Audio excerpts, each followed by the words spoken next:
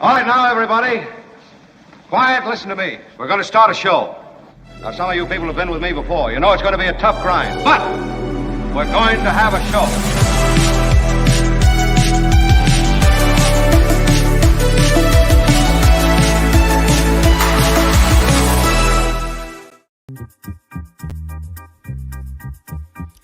Good morning. It is the Mark Thompson Show. I am Kim McAllister. Mark Thompson has the day off, but guess who's back? It's Albert, everybody. Hey.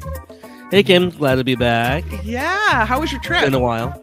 The trip was good. Got to see family, get the actual time off from 2 jobs, so I'm ready to get back to work. You needed it. Well, it's really good to have you back. You were missed, definitely. I was just mentioning off the air, there was one day I had to be here by myself. So that was a difficult one. So I'm glad you're back. Thank you for being here. And I'm so glad you had a good trip to the Philippines, right? That's where you went. Yeah, just a short little trip. No, that's good. That's cool. A couple things to tell you. First of all, themarkthompsonshow.com is where the Patreon and the PayPal links are. If you're trying to reach out to us, themarkthompsonshow@gmail.com. And if you could please click like and subscribe, we would appreciate that as well. Also, if you didn't know, Mark, remember we had Bob Bowden on the show. I don't know if you saw this, Albert. He's the game show guy, like an encyclopedia, knows everything about game shows. Hold on, I have to wait till this. There it goes. He is the game show guy. So we had him on the show, and then Mark went to his house where there's this massive room. Yes. And it's like a game show museum with all these pieces and parts and signs and memorabilia from his days working in the game show industry. And so Mark has a special video. You can find it here on YouTube, and it's pretty fun. You'll see it if you just look under our video section on YouTube. Okay. By the way, I will say Mark in this video is like he's in his total happy place. So it's really fun to watch. I watched it last night, and I don't know, maybe we'll roll a little bit of it later in the show. I'm not sure how that's going to work out. We do have a big show right now.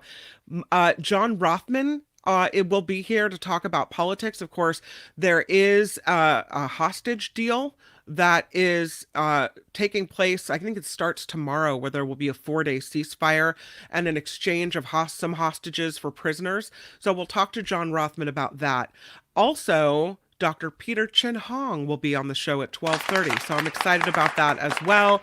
But we have a lot to talk about. We'll also do a Stories from the Sky if we have time. We'll throw in some Law and Disorder. So big Mark Thompson show. Again, please click like and subscribe if you can. All right, well, let's talk about this. We mentioned it on the Mark Thompson Show. Mentioned it on the Nikki Maduro show, and I don't know if you guys have seen the video, so I wanted to play it because I think it's pretty powerful. Cassidy Hutchinson was a White House aide during the Trump administration, right? She gives an interview to MSNBC. She talks to Jen Psaki. This is on Monday. And she says everybody should vote for Joe Biden. Because if you love democracy and you consider democracy American, then you would want to preserve it, right? She says that won't happen under a Trump administration, that democracy will be at risk. And so we have the video. Let's go ahead and play it, Albert, if we can. I know you've been reluctant to say who you're going to vote for, but are you leaving the door open to voting for Joe Biden if it's between the two of them? I will say my door is completely shut to voting for Donald Trump. And the only reason that I will not endorse a candidate right now is because I still am hopeful that Donald Trump does not end up being the nominee next year. I think our country will be in a much better place overall, not just for myself, but the ticket and the future of our country will be. But what I will say too, though, is I think everybody should vote for Joe Biden if they want our democracy to survive. I know you've been reluctant to say who you're going to vote for, but are you leaving? Yeah. If you want democracy to survive, if it's a matchup between Biden and Trump, you'll vote for Biden, right? She's still hoping that another Republican manages to get into the race besides Trump. But I think it's really important. I mean, you have people who are describing themselves as patriots, right? They love America. What is America? Is America the flag? Is America baseball and apple pie? Is America the foundation of this country, which is its constitution and its form of government? What is America to you? If you want America to survive, then you'll vote for somebody who promises to uphold our form of government and who means it. And we have been shown, what is that, the saying, when someone shows you who they are, believe them? We saw who Donald Trump is as a country. Believe what he has shown us. That is not someone under which democracy will thrive and survive. So how anyone could say they are patriotic or love America and then vote for him is beyond me. And now you've got someone who worked for the guy, who saw it up close, saying, if you love democracy, if you want democracy to survive, vote for anyone but Trump. So I thought that was worth talking about and worth listening to as far as the video. Our thanks to MSNBC and Jen Psaki's show on that channel, Inside. What a thing to say. And I think maybe it's more powerful because she said it. I know she came out, telling the truth at the January 6th hearings. But still, I think when you have someone who's so Republican, still saying that she's holding out hope someone else will be the Republican nominee, talking about how important it is to vote against Donald Trump. To me, that's powerful. So, there's another story that I wanted to talk about today, and maybe I'll mention this to John Rothmann a little later too, but we haven't mentioned it on the show yet. And I wonder if I don't want there to be a connection to America, but have you seen that Argentina elected a new president and they went far right, far right. This is a guy who is rather Mike Johnson-like in his dislike of abortion and gay relationships. His name is Javier Milei, and he won by at least 10 percentage points in the most recent election in Argentina. There he is. Javier Milei is his name.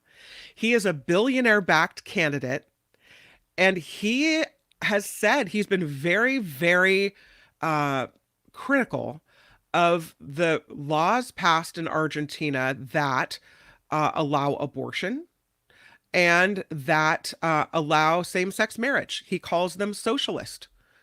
He doesn't want those laws legalized, and he is promising to review them, and in the case of abortion, put a referendum on the ballot to swing it back the other way. So this is what they're doing in Argentina. And why did they vote for this person? Well, there's an article in The Guardian I was reading, and they talked to some voters. And what they said is, everything costs more here, that our money doesn't buy us as much as it used to. And so we wanted a candidate that could maybe have the prices of things, help the prices of things come down. And I thought, because that's happening here. So looking at Argentina and looking at why voters may have selected this person with really hard economic times, it scares me a little bit that we could then, vote against Joe Biden because of some type of thought that, the reason things cost more at the grocery store may be all his fault when it isn't. This article in the Guardian is a bit opinionated, but they say Milei is a snake oil salesman promising to stare down inflation with drastic libertarian measures. They say members of his party have already said they expect their drastic policies will result in massive protests. They also say they'll call in the armed forces if necessary to restore order. This is scary. I mean, this This is a Milei presidency where they're already having to have the threats of calling in the military if people rebel against whatever it is he's planning. So I see something like this, and you hope that it's not a foreshadowing of things in other countries. That when one country swings right for whatever reason, that there, then may have the possibility that we could too. So, Beth writing, he wants to abandon their monetary system and use the US dollar. Bad idea. It won't stop inflation. Yeah, Gordon says they have inflation very badly. Lori writes, no comparison between their inflation and ours. Theirs is way higher and ours is decreasing. Yeah. Sounds like what Trump wants to do. Jim says economic pains is why Carter lost, why Bill Clinton was reelected. I don't know. I mean, you hear people talking about the economy and that being, affecting everyone, and that being a reason why people will go to the polls and how they will vote. So, John writing, though, Trump says if he's elected, he'll root out the anti-American vermin. That means Democrats and others who don't support him. Yes, and very anti-Semitically said as well. So, no. JR saying, similar to Trump, the big draw for him supposedly was that he had zero political experience and was a TV personality. So these are the things that keep me up at night. I see it happen there and I think, oh no, is this the way the world is going? And I just hope that's not the case.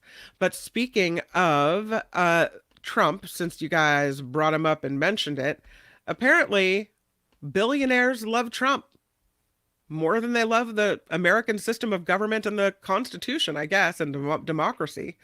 Billionaires apparently are lining up to fund Donald Trump's anti-democratic agenda. This from an article from Robert Reich, also from The Guardian, who says there is a greater portion of the nation's total wealth going to the top. And so it's not surprising then that it would corrupt politics in the United States. More than $14 billion in the 2020 presidential election cycle went to federal candidates, party committees, and super PACs. And that is double the $7 billion that was donated or contributed in the 2016 cycle. So the thought is that 2024 is going to be even worse. And Robert Reich says that money is not going to support the U.S. democracy. If anything, it is going to contribute to the rising Trumpism and what he calls neo-fascism. He says billionaires will sink their wealth into anti-democracy candidates, that Donald Trump is going full fascist and gaining the backing of prominent billionaires. And because of the comment that was just mentioned, the vermin comment, it was root out the communists, the Marxists, the fascists, and the radical left thugs that live like vermin within the confines of our country. That's what Donald Trump said. He accused them of doing anything to destroy America, pot calling kettle black, and destroying the American dream. He read those words from a teleprompter, which means he meant to say that. It wasn't some off-the-cuff, willy-nilly thing that came out of his mouth. Either he wrote it or someone that works for him wrote it, and he read it and said it specifically like that. Just days before that, he said immigrants are poisoning the blood of our country. So, the word is that during the first half of the year, multiple billionaires donated to the Make America Great Again super PAC. A casino mogul gave multiple $1 million donations. Charles Kushner, the real estate mogul and the father of his wife's husband, or his daughter's husband, Jared, right? Also gave $1 million. Another former ambassador to the United Kingdom, Robert Woody Johnson, the co-owner of the New York Jets, donated $1 million to the mega PAC. And so it seems like the billionaires like this message. I think that's important to note. And I just saw another poll that came in that showed, I think it was 48 to 43%, that Trump, in a hypothetical matchup with Biden, is President Biden is beating him. And so is that the message people are responding to and resonating with in this country? It seems like we're back to the blaming other people maybe to make things better. And if you look back in history, that has never worked. And it's never been good for anyone.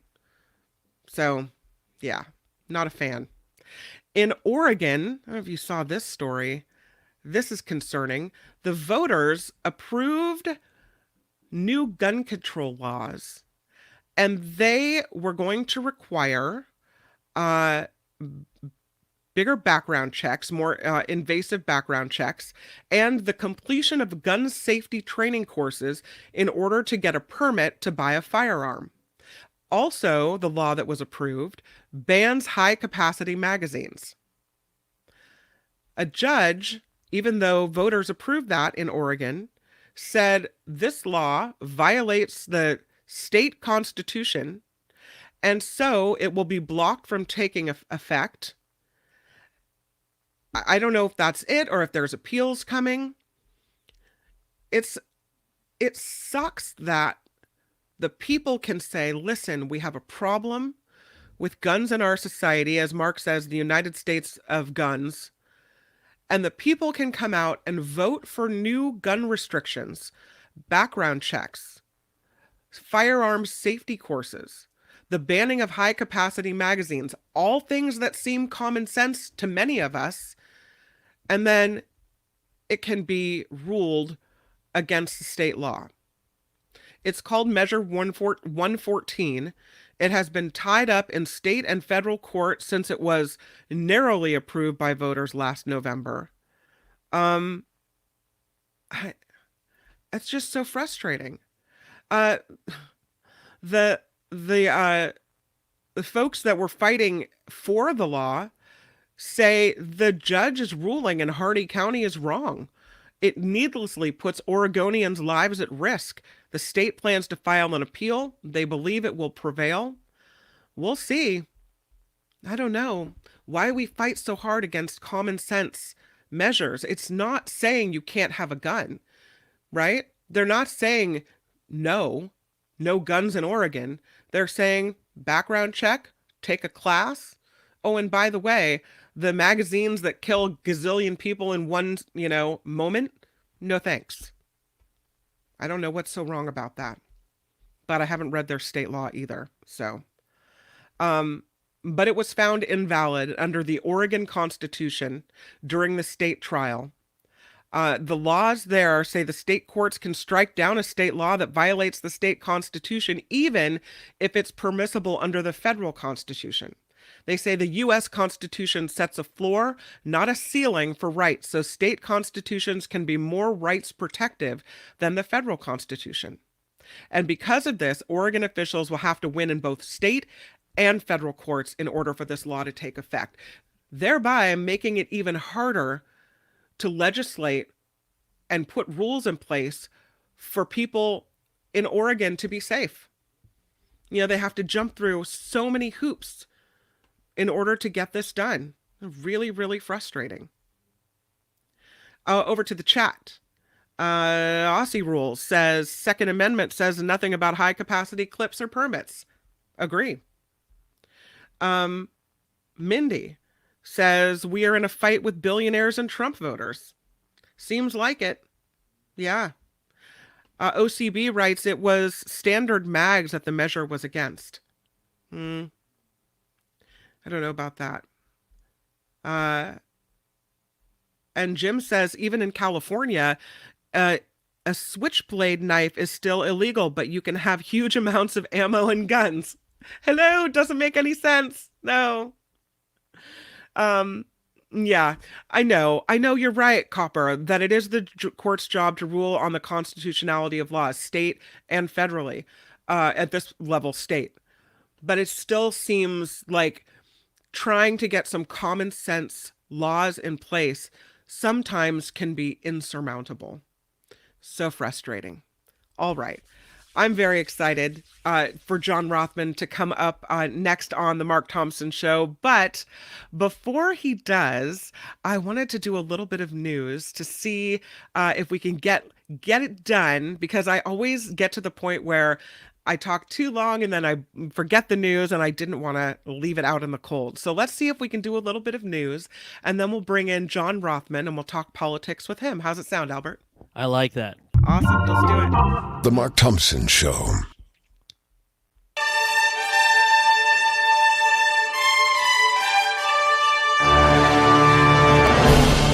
On the Mark Thompson Show, I'm Kim McAllister, and this report is sponsored by Coachella Valley Coffee. All 4 U.S.-Canadian border crossings in western New York are closed following a vehicle explosion on one of the bridges between the two countries. It's called the Rainbow Bridge. There's a statement from the FBI field office in Buffalo saying this explosion happened at the Rainbow Bridge in Niagara Falls, New York.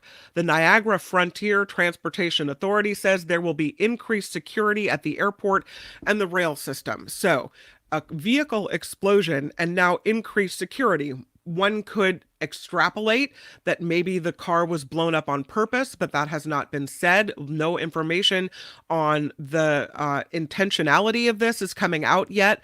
What we do know is that Rainbow Bridge is closed and security around the Niagara Falls area is being increased at the airport, on the rail system as well. And there are FBI agents from the field office in Buffalo now at the Rainbow Bridge investigating this. An agreement has been reached on a temporary ceasefire in Gaza between Israel and Hamas. At least 50 hostages held captive by Hamas are to be released in exchange for 150 Palestinians who are in Israeli jails. The deal also calls for trucks with fuel and medical supplies to be allowed into Gaza.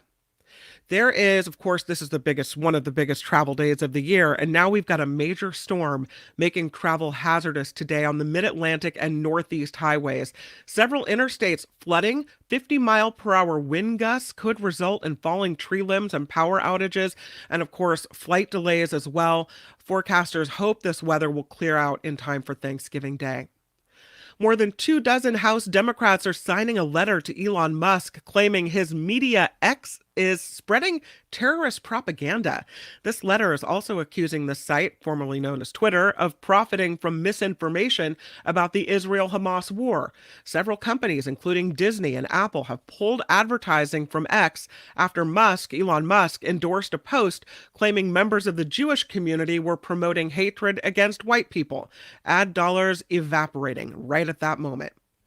President Biden is calling John F. Kennedy's death a defining moment of deep trauma and loss that shocked the soul of the nation. Today marks 60 years since the assassination of JFK in Dallas. President Biden praised Kennedy as someone who never quit, striving to build an America that lives up to its highest ideals. And lastly, a West Los Angeles grocery store is causing Thanksgiving dinner shoppers to do a bit of a double take. There is a 16-pound turkey at Gelson's grocery store on Olympic Boulevard. It's priced a little less than $188. $188. There's never been anything like this. It works out to almost $12 a pound. According to the USDA's National Retail Report, the average nationwide price per pound for a fresh tom turkey is about $2 a pound. On sale, a little bit less than that. This one, $12 a pound, $188 for a turkey. Albert, would you pay it? I don't think I'd pay it. Probably not. I don't More of know. a ham person. Oh, you're a ham guy. Yeah. All right. I'll have a couple slices of turkey just because it's Thanksgiving, but yeah, ham. Yeah, you got to do it, right? Well, this report is sponsored by Coachella Valley Coffee. Coachella Valley Coffee has a special holiday blend, a great holiday gift, and I'm telling you, the ginger mint tea is something else. Please, if you go to the website and you put some things in your cart, take advantage of the 10% off. You get it for being a Mark Thompson Show listener, viewer. You do. 10% off at CoachellaValleyCoffee.com.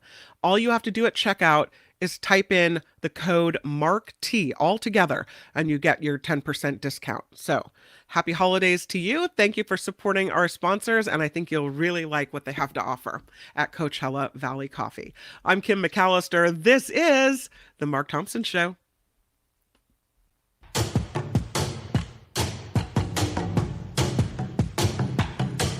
The Mark Thompson Show. Who's Mark Thompson? Feels great, baby. Let me kick down the door and talk to my cheap sons and daughters.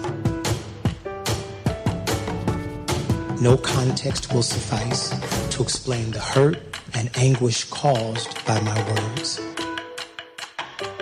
I apologize to all who have been hurt. I stand corrected. I misspoke. My words upset so many people. And I wanted to apologize to the Asian community, the Asian American community. God bless America. The end. There's never been anything like this. Do I hit it long? Is Trump strong? Huh? Who is having that conversation? It's fantastic. That's not fake. That's real. The science is ridiculous. How would you handle this? We could try ignoring it, sir. If you get it in order, you get extra points. Listen to me. I don't want to hear you. You cannot say you love your country. Where are my weed smokers at? This is a word from the Lord, and he's not happy.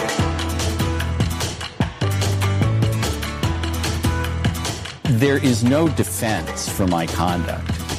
It was wrong, it was stupid, and I'm trying to be a better person. Don't ever use that word.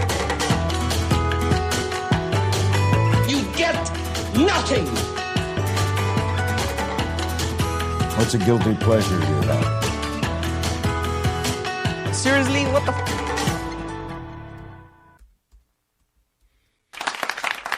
Yeah, hoo-hoo. It is the Mark Thompson Show. Mark Thompson at KFI today. Tomorrow, the show will be dark, as they say. We'll be off for Thanksgiving, and then we return Friday with Mark. But today, it's me and Albert. I'm Kim McAllister in for Mark Thompson. Albert back from vacation, and here we are. I'm very excited, Albert, because now I get to have a couple extra minutes with my John Rothmann, which is always very good. Yes, and then we have, of course, Dr. Peter Chin Hong. Great two guests today, so can't wait for the rest of the show. All right, well, let's bring him on. It is the incredible, our presidential historian. It is John Rothmann, everybody. Welcome to the Mark Thompson Show, John Rothmann. Thank you, Kim, and happy Thanksgiving to everybody. Yeah, happy I'm so glad Thanksgiving we're going to talk turkey today. We're going to talk turkey. Well, first of all, because you are a presidential historian, do you want to talk about the hostage first, or do you want to talk about JFK? I'll leave it up to you. Well, why don't we do Kennedy first? Because I'm looking at the clock. Mm-hmm. 60 years ago today, was 5 blocks away from where I am now. Okay. And I am tremendously moved by the fact that 60 years have passed since the assassination of John F. Kennedy. For those of us who were alive on that fateful day, we will never forget where we were. And the impact of President Kennedy on all of our lives was so great. And it was a moment in American history which changed the course of all of our lives. And so today, I think it's good to reflect on the legacy of John F. Kennedy, what he meant to this country, and I think still means to this country. It's one of these days that everyone remembers exactly where they were, exactly what they were doing. I don't have those memories because I didn't exist yet. And I feel like I missed, this big part of our history. And I guess I'll never understand what that felt like. But looking back at who he was, his family life, it seems like, as President Biden said today, we lost somebody pretty amazing. And what could the country have been if he had not been killed? Yeah, it's an alternative history. What if he had lived? And the same thing can be applied to his brother, Robert F. Kennedy. All of these issues are real. I can tell you that President Kennedy had severe challenges that he overcame in the presidency. Perhaps his most stunning achievement was the Cuban Missile Crisis.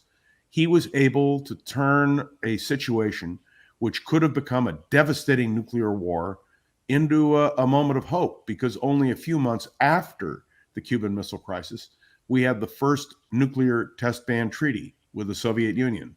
And although it's hard to understand how close we came on those fateful days in October of 1962, I can remember, Kim, my mother coming in to tuck me in at night and saying, "I hope I see you in the morning." Oh. So we were very fortunate. There are a series of recordings of what are called the XCOM meetings, and I did a night on KGO for 6 hours playing the XCOM tapes and having experts who were involved in the Cuban Missile Crisis to talk to our listeners about it. The other thing President Kennedy did was to herald in two important pieces of legislation, which passed, I hasten to point out, after his death.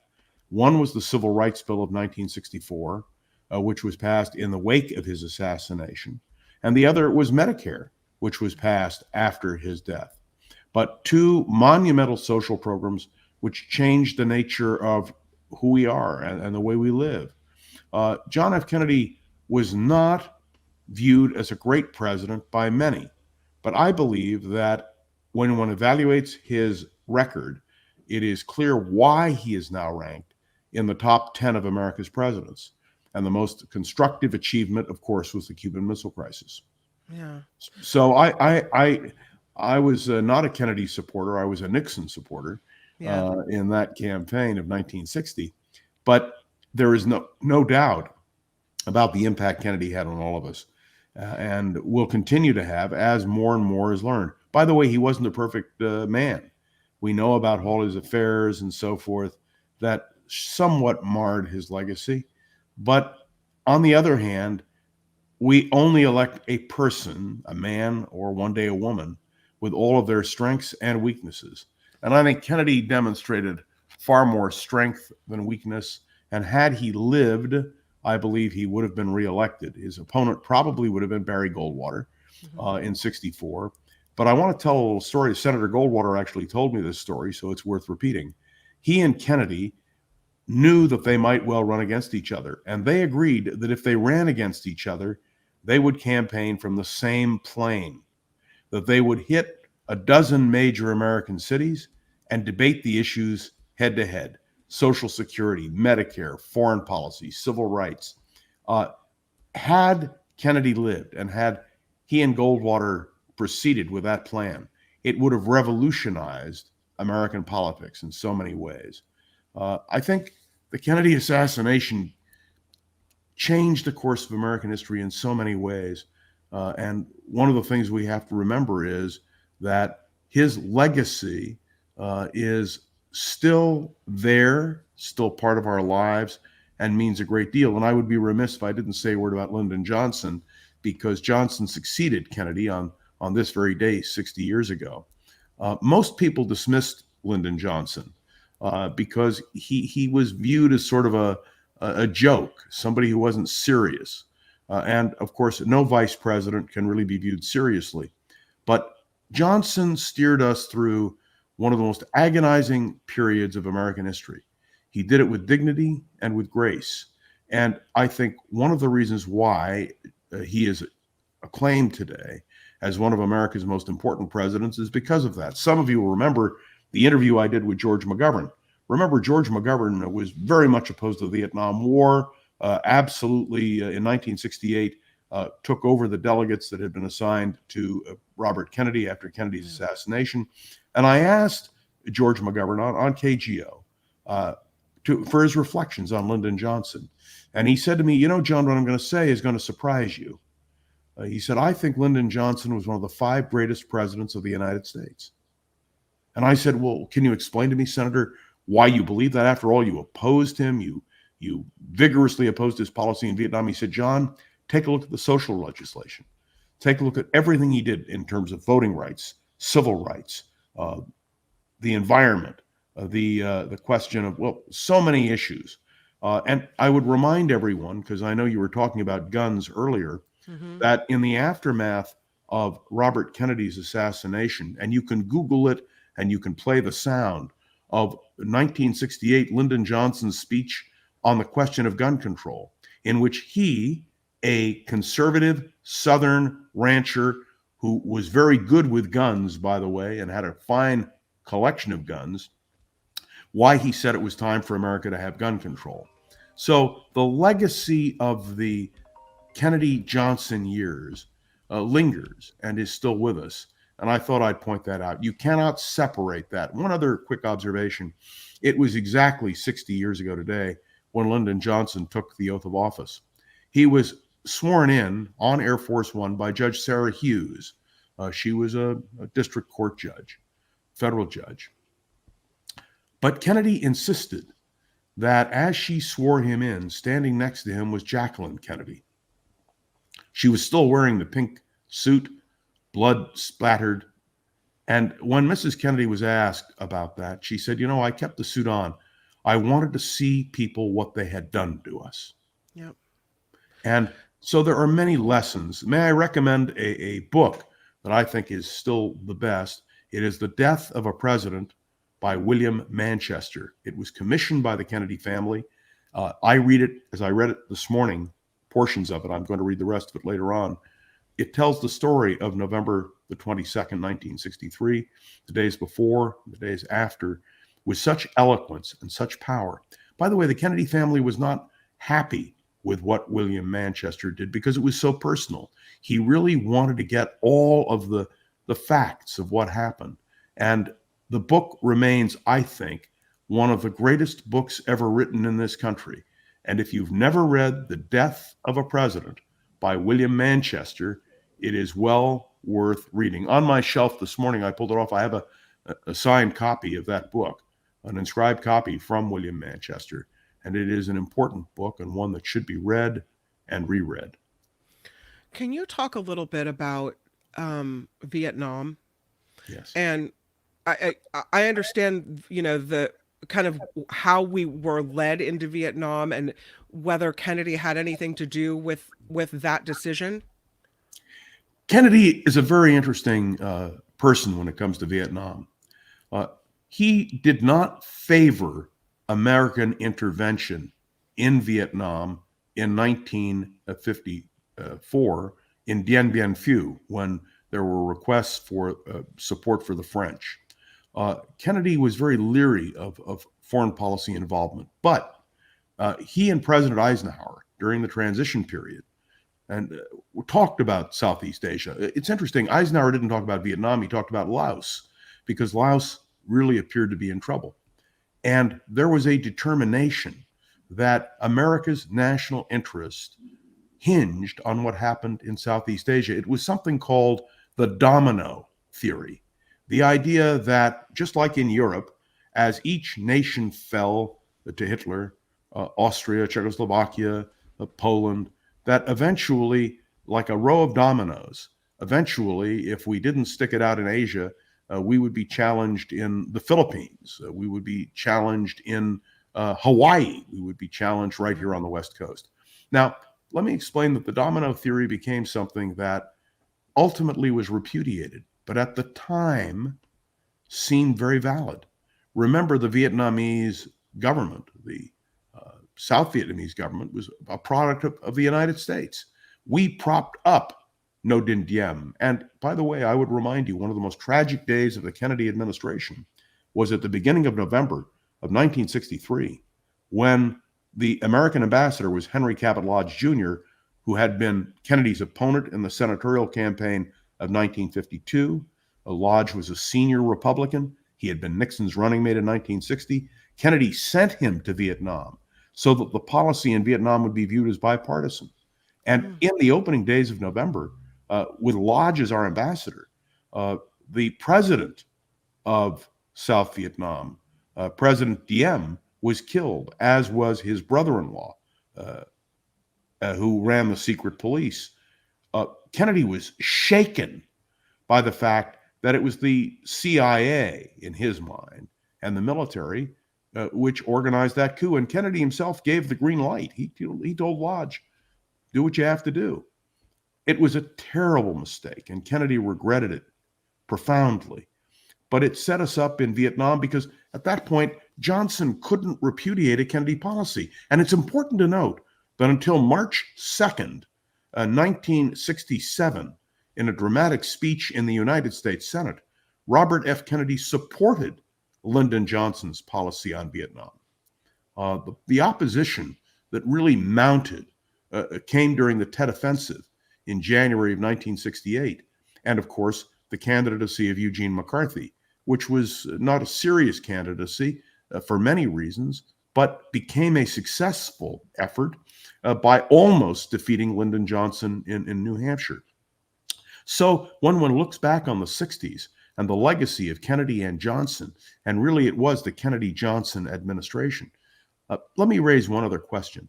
And that is the question which will, I'm sure, dominate the news today. Who killed Kennedy?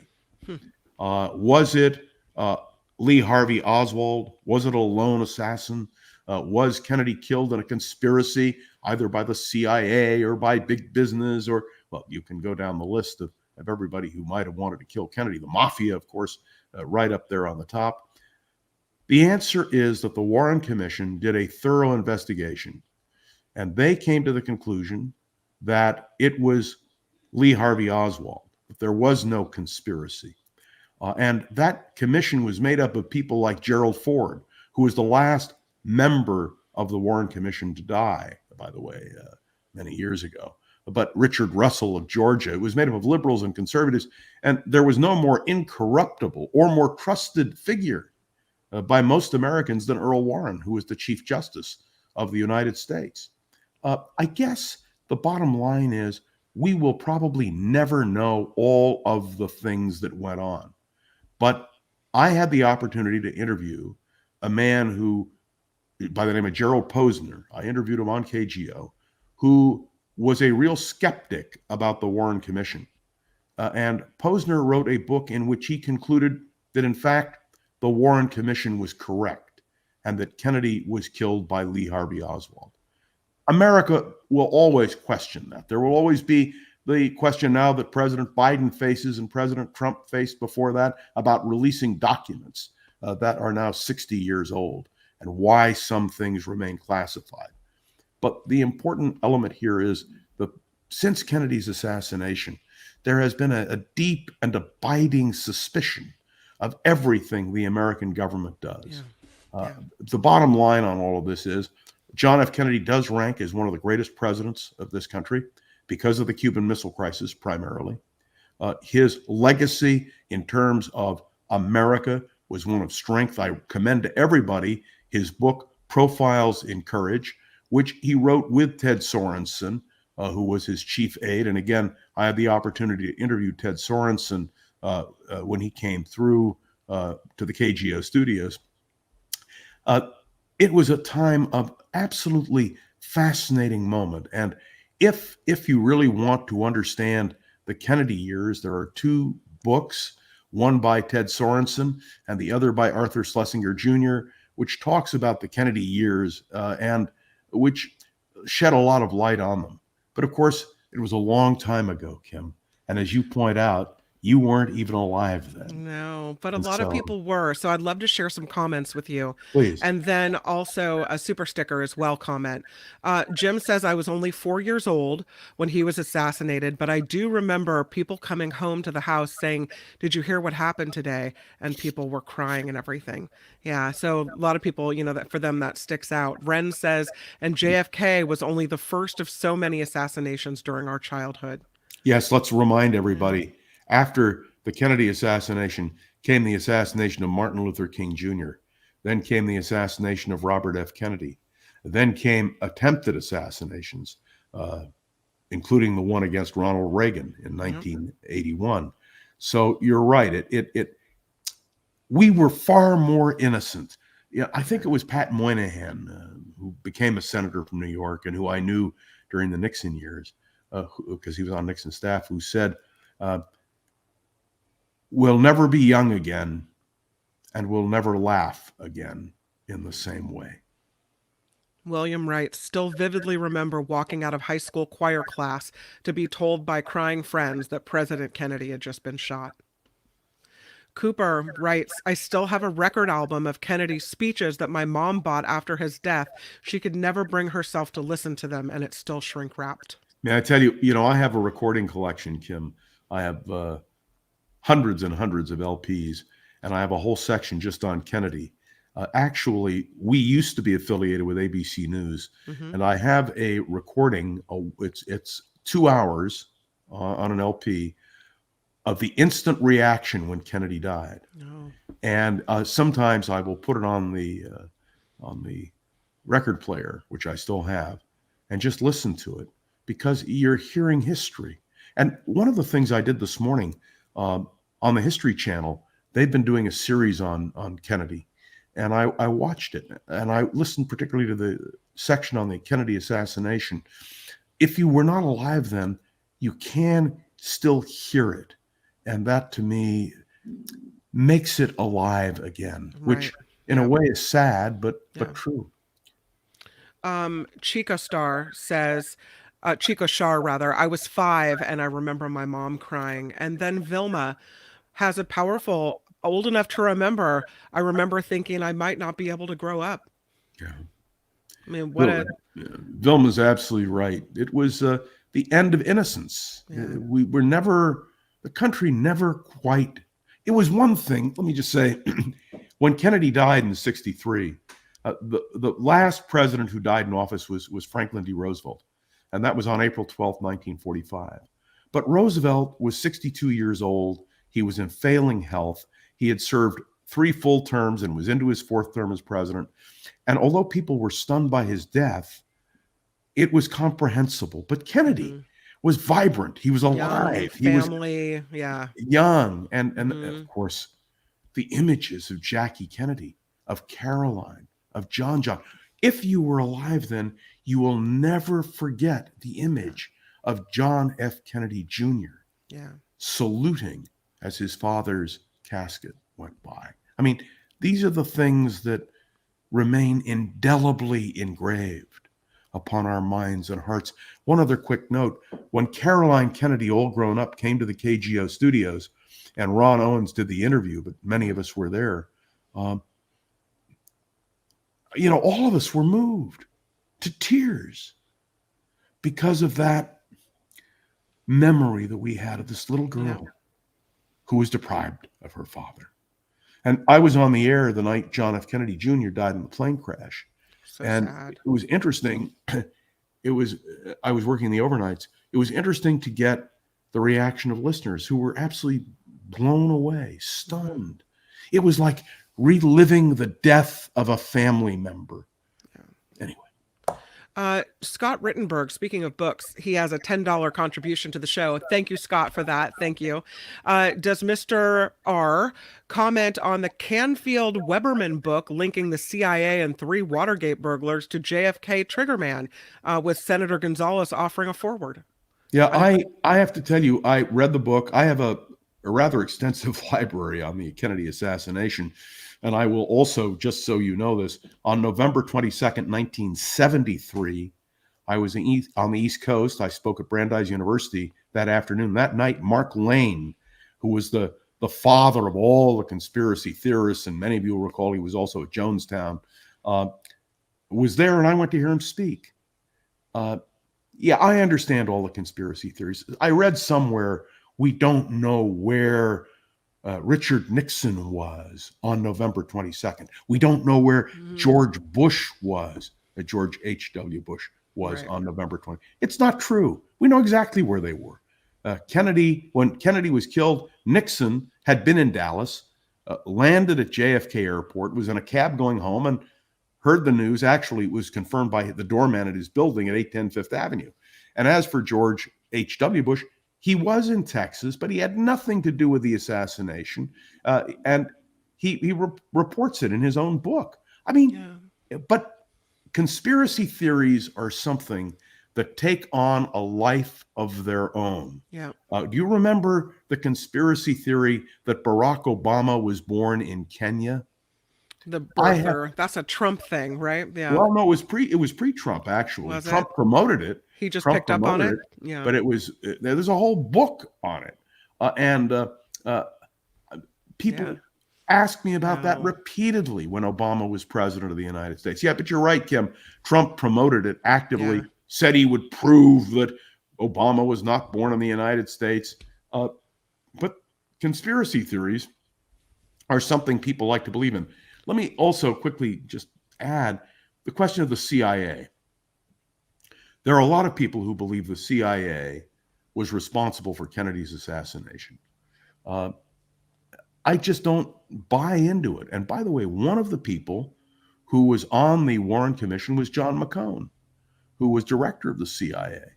It doesn't make sense. So my answer to you is I do not believe in conspiracy theories. By the way, the mafia, that whole idea that Sam Giancana and Kennedy were having an affair with Judith Campbell Exner at the same time. By the way, Judith Campbell Exner lived right near me. I used to see her at Calmart. She was a lovely woman. She lived on Broadway. But I mean, this is all absolute nonsense in terms of our belief system. So my answer is I don't believe that there was a plot by the CIA or by organized crime to kill John F. Kennedy. Do I accept the Warren Commission? The answer is yes. And by the way, that phone that rang probably was somebody who was yelling at me for saying this right now on the Mark Thompson, Kim McAllister show. Let's move to this hostage deal, if we could. I kind of got a little pushback today. I can hear a bit of echo of myself. I hope no one else can hear that. But I read a comment from a listener, a woman that I know, because I had made the comment that it seemed lopsided, that Israel only gets 50 hostages back out of some 200 or more that are being held, whereas Hamas gets 150 prisoners, so that the number was not equal there. And I was told that Israel is holding way more than 150 prisoners, and so I was wrong that it's not an equal deal. And then when I read that comment, others came and said, no, actually, those numbers are wrong, and that's not true. It feels often like when you're trying to get to the bottom of something, or you're trying to understand something, no matter what you say on this issue, someone's going to be upset with you. And so it's almost like there's no discussing it. People are going to believe what they're going to believe. They have it in their head, what it is, and they're not looking for any information or to even entertain any other information. I don't know. Let me answer you very directly. First of all, I am delighted with this deal because we know now that women and children who were taken by Hamas are being released. Mm-hmm. We hope. I mean, there could still be a glitch. It's not till midnight our time tonight when the deal goes into effect. At the same time, there is no moral equivalency. There is no number equivalency. Yeah. For those of us who lived through the hostage crisis, 444 days during the Iran situation, the important thing is to reunite families. Yeah. I think the Israelis are trying to do just that. They're under tremendous pressure. Their feeling is that if they can release women and children and perhaps move to release more, but I want to remind everybody, the release of the hostages does not obviate what happened on October 7th, the murder, the horrific actions, nor should we forget that even if 50 hostages are released, there will still be almost 200 people who are held captive by Hamas. One of the things that I hope comes out of this is the part of the deal that we hear about, I don't know if it's true, that the Red Cross will be able to visit the other hostages. Right. But more than that, let me be clear.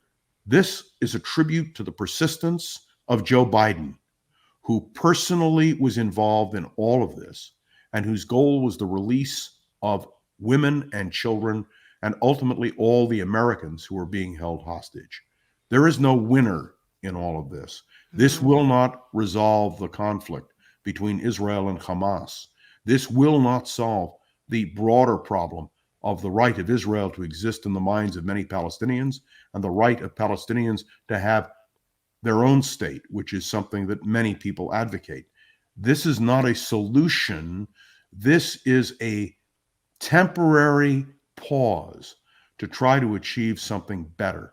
I must tell you, I was particularly moved, and I'm watching this especially tonight, the father whose daughter, Emily, was, he thought, dead. And you may remember, I think we talked about it, Kim, that he said he was glad his daughter was dead rather than being held captive. Well, it turned out she's not dead.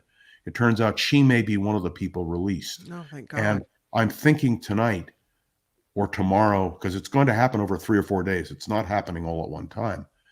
Imagine when this father is reunited with his 9-year-old daughter and puts his arms around her, the blessing that will be. And yet I understood completely the contradiction.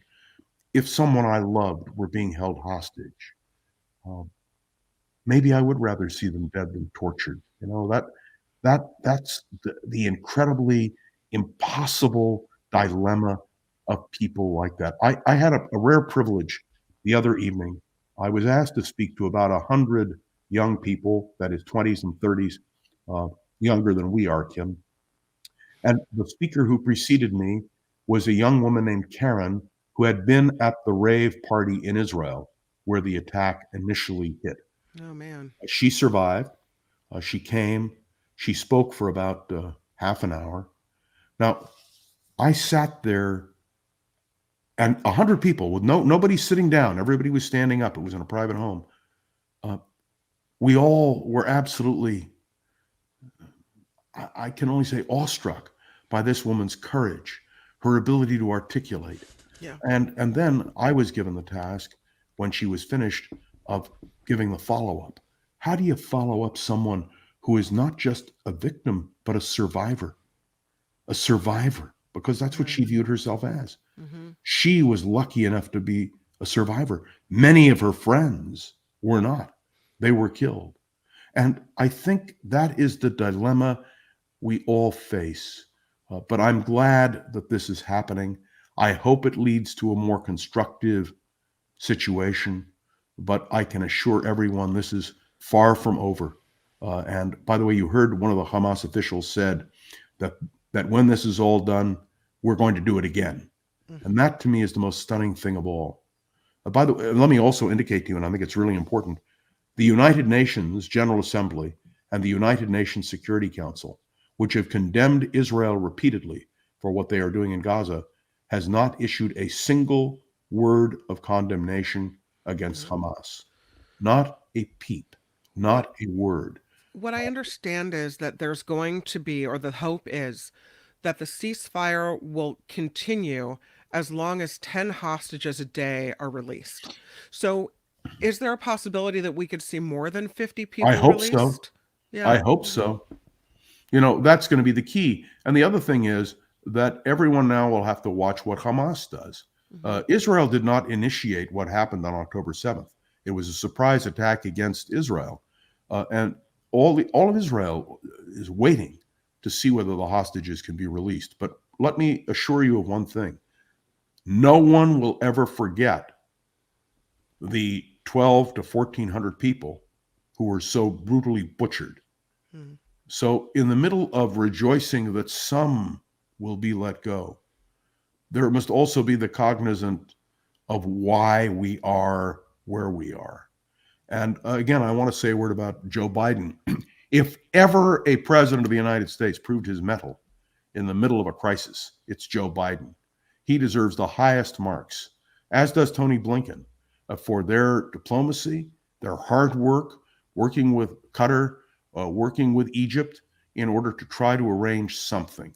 And so I hope that no matter what you think of Joe Biden in terms of other policies, that he deserves the credit that he really does deserve for his actions during this crisis.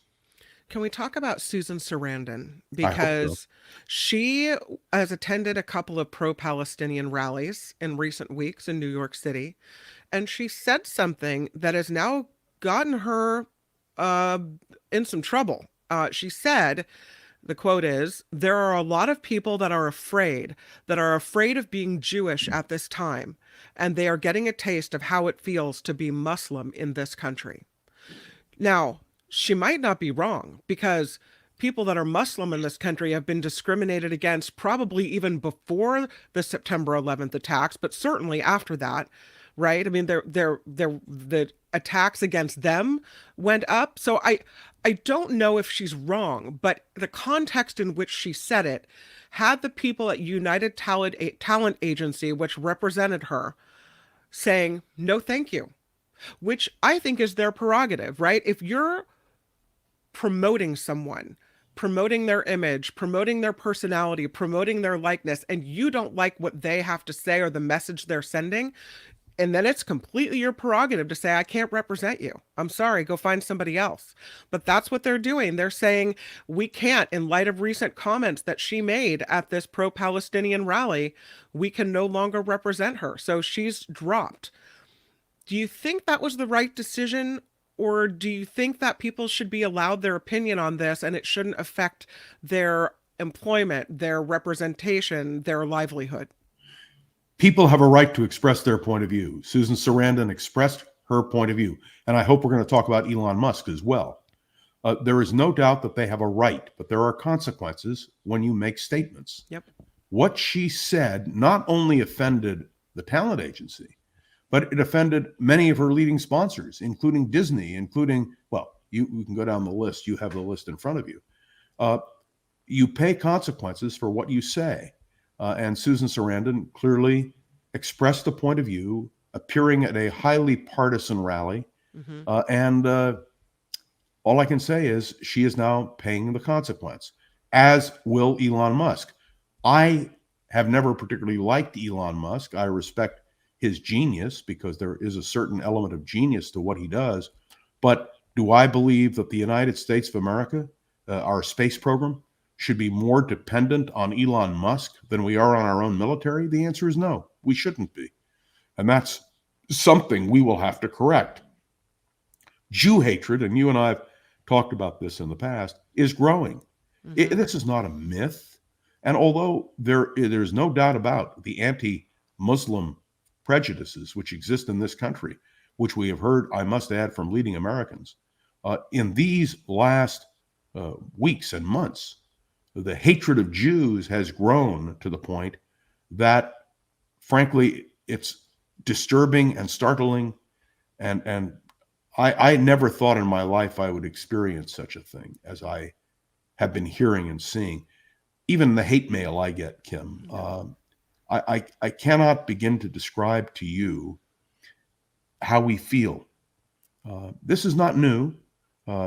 The J Weekly, which is the Jewish newspaper, and people can Google this, the story is up online, some years ago, did a story featuring Ron Owens, Michael Krasny, and John Rothmann as prominent, identifiable Jews who are radio talk show hosts. And the hate we got, I mean, I can tell you, I've seen it, but it's now magnified to the point that there was an article in the San Francisco Chronicle on the front page yesterday dealing with the rise of hate against Jews at the University of California and at Stanford University. Yeah. And the ambiguity, because evidently the administrations, many of them in these major colleges and universities, simply don't want to tackle it. But I can assure you of one thing.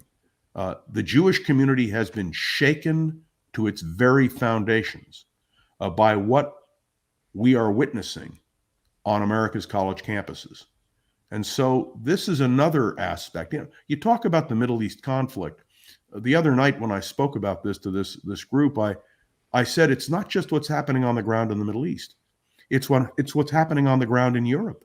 It's what's happening on the ground in the United States. By the way, you know what? Macron, the president of France, banned pro-Palestinian demonstrations in France because they had turned so violent.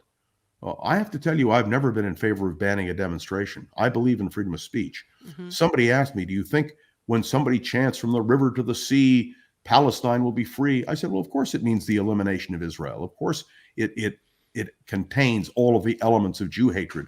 But I answered, I'd rather have them chanting it out loud so I know who they are and where they are. But I felt the same thing, if I may be so bold as to say, when the Nazis, I don't call them Nazis, but when the American Nazis marched in Skokie, Illinois. And let me remind everybody, Skokie in those days was heavily populated by Holocaust survivors. And the Nazis chose to march there. And there were a lot of people who said, ban them, stop them from marching. But I supported very strongly the position of the ACLU, which said, no, let them march.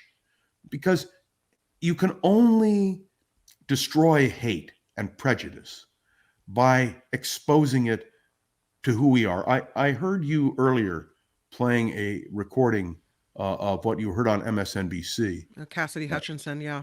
And I was reminded of a series of lectures that Adlai Stevenson, twice the Democratic candidate for president in 52 and 56, delivered in a series of the Godkin lectures at Harvard University. And he said the strength of America is not in its military might or in its economic might. The strength of America is in our ideas, the Constitution, the Bill of Rights, the Declaration of Independence. It is our ideas which have frankly reframed the nature of the way the world operates. And so when you ask me, and I agree, I have to say completely with the statement by Cassidy Hutchinson, who I've never met but would enjoy interviewing, I have to tell you, she's absolutely right. An assault on democracy, no matter where it comes from, no matter whether it's from the far left or the far right, it has to be opposed. And by the way, Jew hatred is not the exclusive providence of the right. It's also the left. And we are witnessing that now. And to me, I would rather see these people have free speech, but know who they are. And I would rather have students on the campus exposed to it where there's a full discussion. What I regret to say is that a lot of our college administrators have the backbone of a chocolate eclair, and they're not willing to say what hate is. I can tell you during the George Floyd situation with Black Lives Matter, they had no hesitation about speaking out, nor did you, nor did I. But when it comes to Jews, there seems to be a reluctance. And may I say that reluctance does not extend to the Muslim community. After September 11th, we were all vigorous in our protestation on the question of Muslim rights in America. But for Jews, there seems to be, I don't know whether it's the inherent anti-Jewish feeling which has existed for 2,000 years and more, or whether it is simply something that bubbles under the skin of so many and pops out at a time like this. But I'm afraid. I'm afraid for our country. I'm afraid for Jews in this country. And I would be so bold as to say, as someone who is active and identified as a leader in the Jewish community, whatever that means, I'm afraid for my own safety. You know, it's interesting. One last point. I don't want you to go around being afraid. No, I have a question for you. I kind of want you to clarify I just want to say one thing. When I went to that event the other night at a private home, they had security out in front. Can you imagine? They had security. They had a security guard there. And they were smart to do it. Yeah. Yes. What a shame. Can we go back to what Susan Sarandon said? Because I said I understand what she was trying to say. And that in and of itself, just me saying I understand her point, could be probably taken by some as anti-Semitic. So I want you to clarify for me what it is about what she said that rubs you or others that would not want to represent her anymore the wrong way. Is it where she said it and why she said it? Because what she said is that what you just mentioned, that there are people that are afraid of being Jewish at this time, right? They're Jewish and they're afraid for their safety. And that now they're getting a taste of how it feels to be Muslim in this country. Isn't she saying that now Jewish people are getting a taste of it as if Jewish people haven't always been discriminated against, as if they haven't always had to feel this? Is that what she's saying that's offensive? Or if you pick it apart, what is it that comes out to you? It's where she said it. Okay. If Susan Sarandon had stood at the rally in Washington, D.C., with 300,000 Jews and non-Jews protesting against Jew hatred and against the tragic situation about Israel, I would have accepted that. But the place she chose to make her statement was in a place where people were calling for Israel's destruction. I mean, and although she made a comment about not discriminating against Jews, where she said it, and by the way, Albert, you can pull up the tape. You can hear her say it. You can see the people surrounding her. You can see the signs surrounding her. That was her problem. And that's why people from Disney, from talent agencies, from various industries have pulled their support for Susan Sarandon. Right. The same, I have to say, again, I go back to Elon Musk. I believe the same thing should be done to Elon Musk. But you know, the problem is, number one, people don't want to stand up to a celebrity. Number two, if you've got a lot of money, and Elon Musk has a lot of money, you don't want to stand up to Elon Musk in that way, because people are afraid of offending people. Mm-hmm. That's true. As I mentioned earlier, it seems like even if you don't mean it a certain way, no matter what you say, is going to be taken the wrong way by someone. She didn't clarify it. She never made an effort after she made the statement, after sponsorships were pulled. Right. She didn't stand up and say, no, you misunderstand. Well, she didn't do that. And it's again where she was and what the point of her saying it was, I believe. Right. And let me point out to you, Elon Musk, who I don't believe at all, at least had the courage to say, well, you're misinterpreting what I said. At least he made a public statement along those lines, which the head of the Anti-Defamation League accepted. But, I'm very clear about this.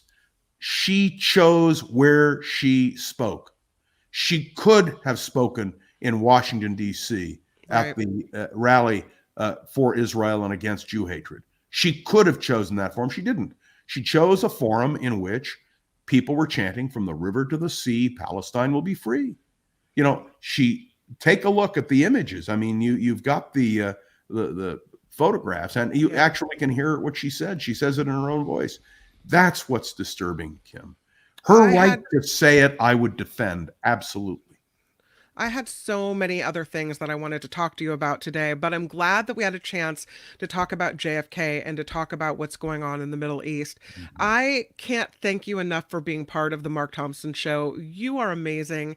I miss seeing your face and sitting across a desk from you every day. I really do, John Rothmann. I adore you. And I miss you. And may I say, I miss your daughter especially. Oh, yes. Tell her eyes. And I don't know how many of you follow on Facebook, but Kim's son gave a piano recital, and I immediately responded to Kim saying, your retirement is secure.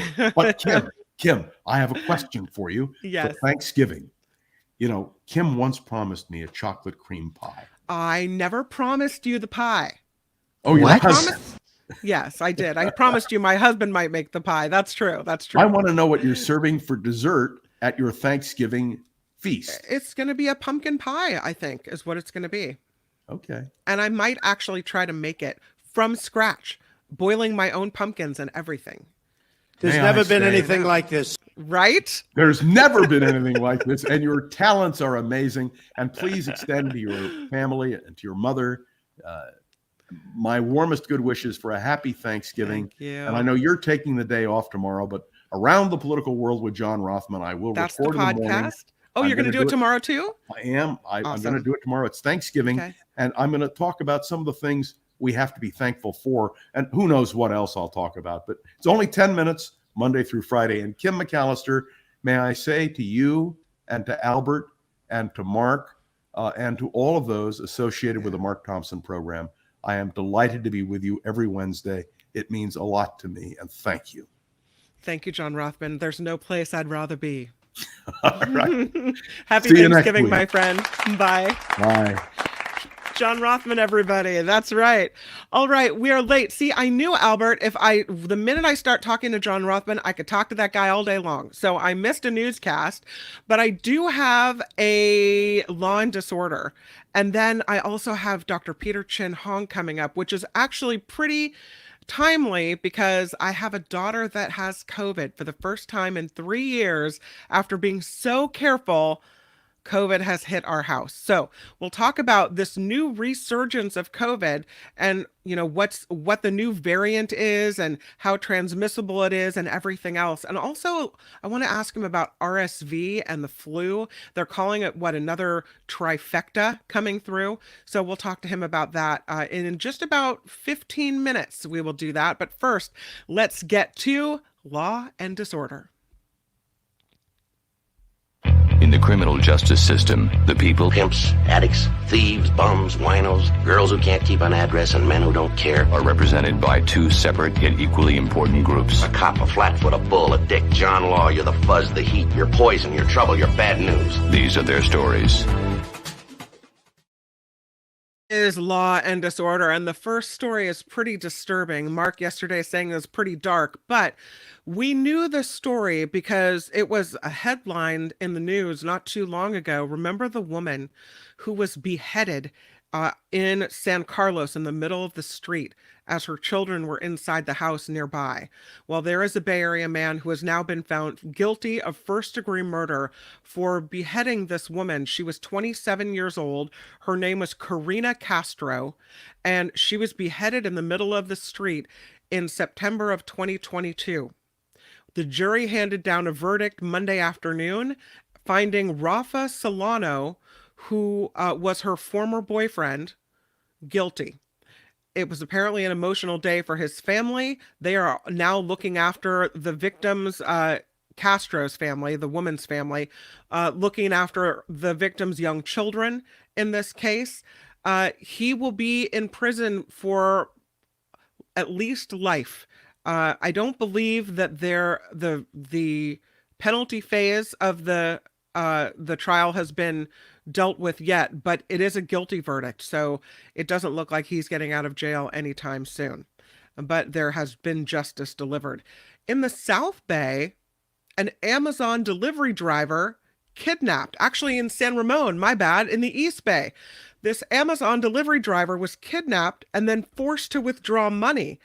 This happened in San Ramon. Two suspects forced the driver to go to an ATM and pull out money 4 p.m. on Saturday at a Bank of America along Crow Canyon Road.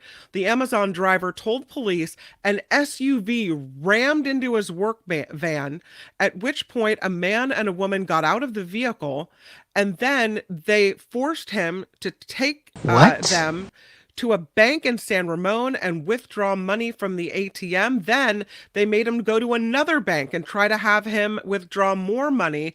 They were unsuccessful. They fled the scene and left that Amazon driver behind. The driver is safe at this point. Amazon is not providing any further details than that, but pretty scary. There you are out in the world doing your job 1 minute, and the next minute, you know, you're kidnapped and your safety is completely at risk. In San Francisco, a bad situation. This is never going to work out good, and people think they're not going to get caught. Law and Disorder always catches up to you. This former office manager is pleading guilty now to stealing more than $1 million from a San Francisco law firm. This happened over the period of 6 or 7 years. The former office manager pleading guilty to fraud. Jairo Thomas Santos is 42 years old, from San Mateo. He was indicted by a federal grand jury in July of 3 charges of defrauding the firm. Prosecutors not identifying which firm this is.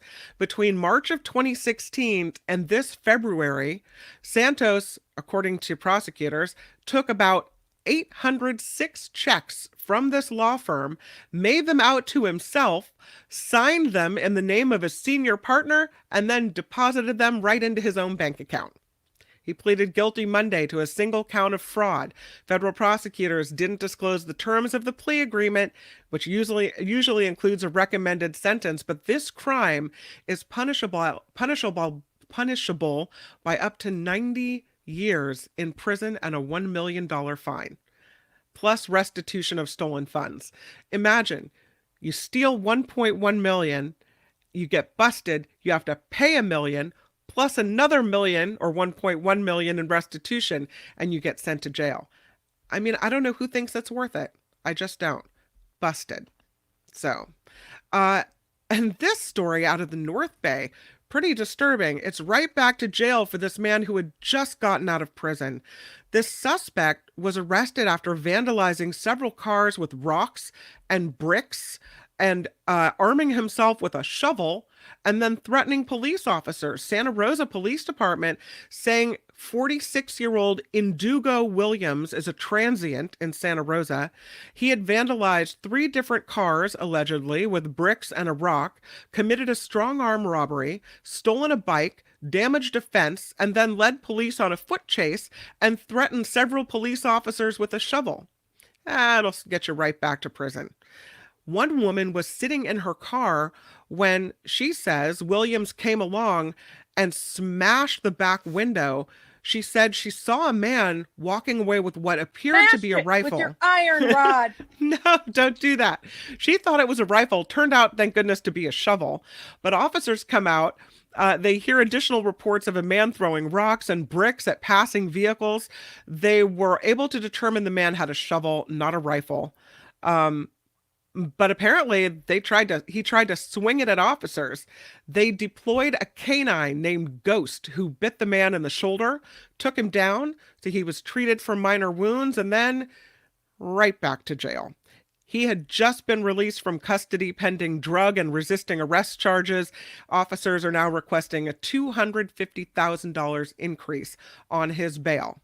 And that, my friends, is Law and Disorder. Tune in again next time for more Law and Disorder on The Mark Thompson Show. All right, that's it. Let's roll. Hey, let's be careful out there. All right, let's do stories from the sky. I think we can fit one in before we welcome Dr. Peter Chin Hong to the show. We already saw on Nikki's show this crazy woman who apparently another woman on the flight said was possessed. So I did have that one in there, but we'll kick it to the curb because we already saw it this morning if you'd seen the Nikki Maduro show, and we'll move on. But let's do it, Albert. Let's do a Stories from the Sky. We have clearance, Clarence. Roger, Roger. What's our vector, Victor? Enough is enough! I have had it with these monkey-fighting snakes on this Monday to Friday plane! Everybody strap in! We bypass the crazy lady story, but we go right to this story that can affect a lot of people. American Airlines flight attendants are asking for permission to strike. Southwest pilots could be next, and this could happen during the holiday rush, apparently. American Airlines flight attendants are asking federal officials for the right to go on strike, possibly before the end of Christmas and New Year's travel. American says there's no possibility of a walkout over the holidays. They're thinking this isn't going to happen. But the leader of the flight attendants union is saying they are frustrated with the lack of progress in negotiations over a new contract, and workers haven't seen raises since 2019, and they're tired of it. The Association of Professional Flight Attendants petitioning the National Mediation Board this week to declare negotiations deadlocked and give the union permission to strike after a 30-day cooling off period. And that could put a potential strike starting on December 29th, which is right in the middle of holiday travel. It's not certain that the union will go on strike, but apparently Southwest is opening a strike center at the pilots area in Dallas this week. Officials with Southwest Airline Pilots Association say they too are asking for the right to strike if they don't have a contract deal with the airline in the next few days. So you've got American Airlines flight attendants and you've got Southwest pilots. And again, nothing is for sure yet, but if those strikes materialize, it could mean a lot of delays for people. We just talked about Susan Sarandon, and now we have an instance of a pilot being suspended for making some pro-Hamas posts, and apparently that sparked some security concerns. The pilot called the October 7th attacks on Israel resistance by brave people. United Airlines saw it and responded a month later. So when they saw it is in question, but when they saw it a month later, they placed him on paid leave. A former security advisor says there should have been better monitoring about this. His name is Ibrahim Masalam, and he was suspended after openly expressing support for Hamas fighters during those October 7th attacks on social media. And that raised concerns about passenger safety and national security, according to United Airlines, who acted a month later after much public scrutiny of this person and responded to the situation by placing the pilot, Masalam, on leave with pay while they conducted an investigation. The former deputy national security advisor to President Trump expressed her surprise at the lack of social media monitoring for pilots. You would think that they would be looking at such things in case someone says, something more obvious, right? Like, I'm going to take a plane down, or something mental health related that would cause questions. But the Stop Anti-Semitism Project reportedly brought Masalam's posts to light and highlighted the public nature of the posts, emphasizing the potential danger of having individuals sympathetic to terrorist organizations operating commercial flights. So he's suspended, and that's what's going on at United. Happier story, kind of, because I don't know if I'm happy if I'm the mom this happened to. A woman gave birth on an airplane. A lot of passengers standing by with their mouths hanging open. Like, is this really happening on this flight? What a story for everyone to tell. Yeah, this woman became a mom aboard this flight. Soon after boarding an international flight earlier this month, an expectant mother was forced to totally wing it. Get it? When she went into labor and gave birth on the aircraft. It was aboard a Pegasus Airlines plane from Istanbul to Marseille, France. The crowd cheered as this woman was taken off the plane at Sabiha Gökçen International Airport. They marched onto the sky bus to assist this woman who had welcomed her baby moments before takeoff, apparently. The footage of this event show other passengers craning their necks trying to get a view of what was happening in this birth on the plane.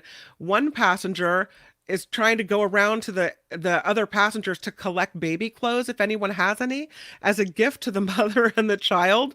The pregnant woman began experiencing intense labor pains as the flight crew made final preparations for takeoff. Flight attendants conducted first aid, gave her first aid before moving her to the back of the plane for the birth. A female paramedic carried the swaddled newborn off the aircraft. The child reportedly taken to a nearby hospital for further care. It's not, the baby wasn't making a noise, so it's unclear how they're doing or what happened. But this isn't the first time this happened, and it certainly won't be the last. That's not what you want to have happen. Lastly, airline stocks are down. The airline ticket prices have fallen 19% because there's less demand, but more flights. So that's really having an impact.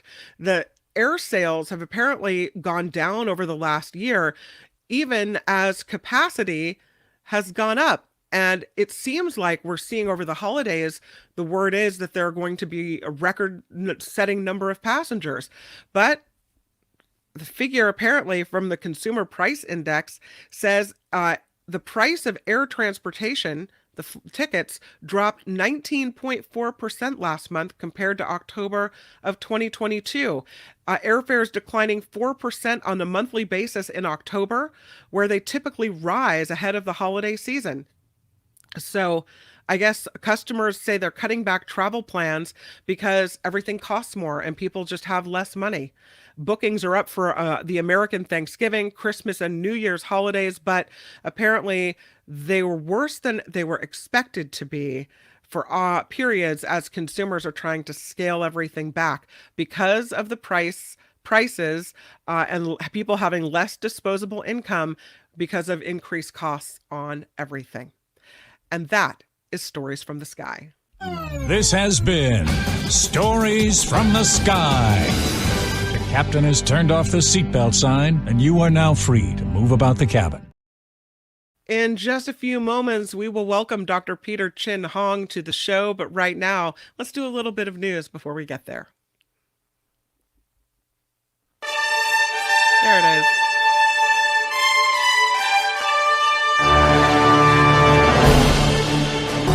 On the Mark Thompson Show, I'm Kim McAllister.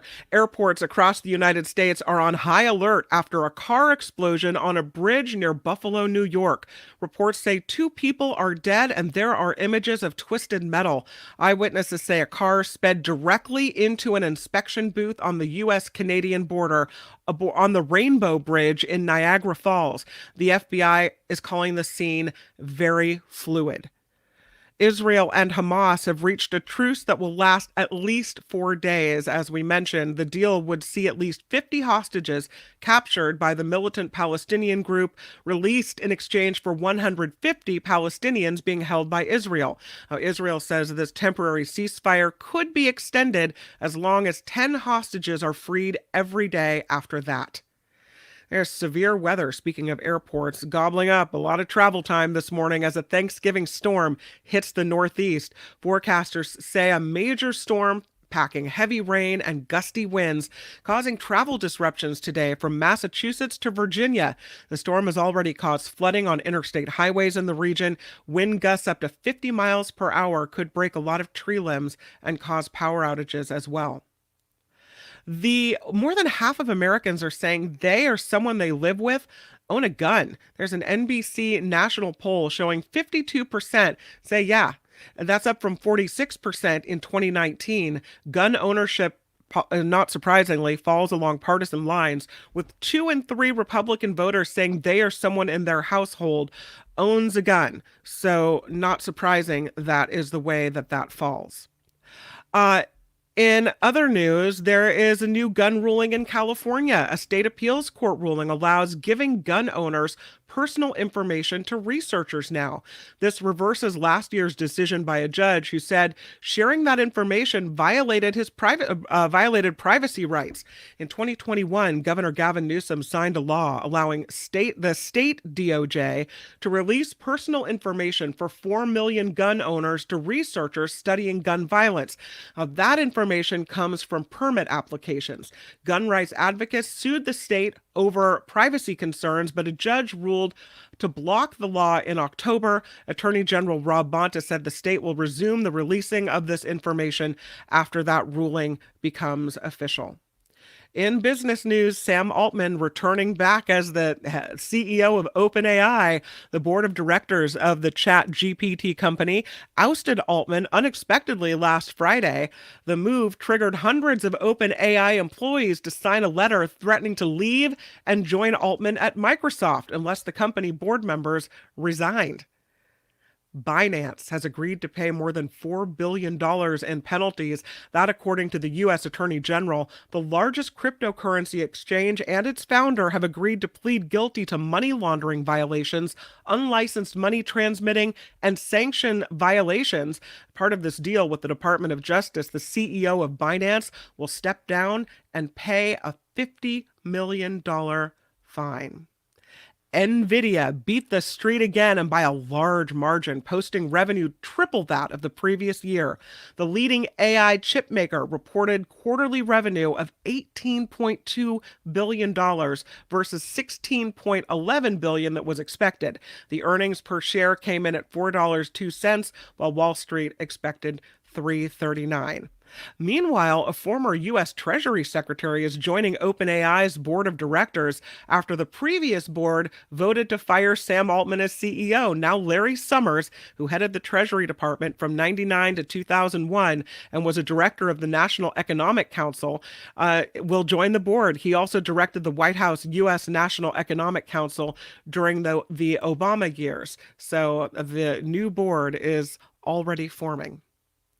It does look like we are going to see misinformation, and it's going to keep coming thanks to X.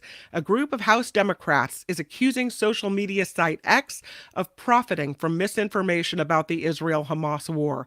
More than 24 lawmakers signing a letter addressed to X owner Elon Musk claiming the site is failing to follow its own policies and stop the spread of terrorist propaganda. Meanwhile, Musk is suing liberal media watchdog Media Matters, claiming it presented an intentionally deceptive report about anti-Semitism on its platform. I'm Kim McAllister. This report is sponsored by you. We are a crowd-funded show, and we are so thankful you are here to help keep this show going. Find out more at themarkthompsonshow.com, themarkthompsonshow.com. I'm Kim McAllister. This is The Mark Thompson Show.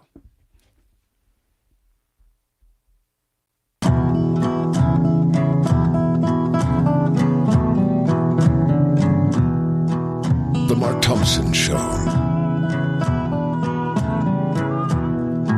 Who's Mark Thompson?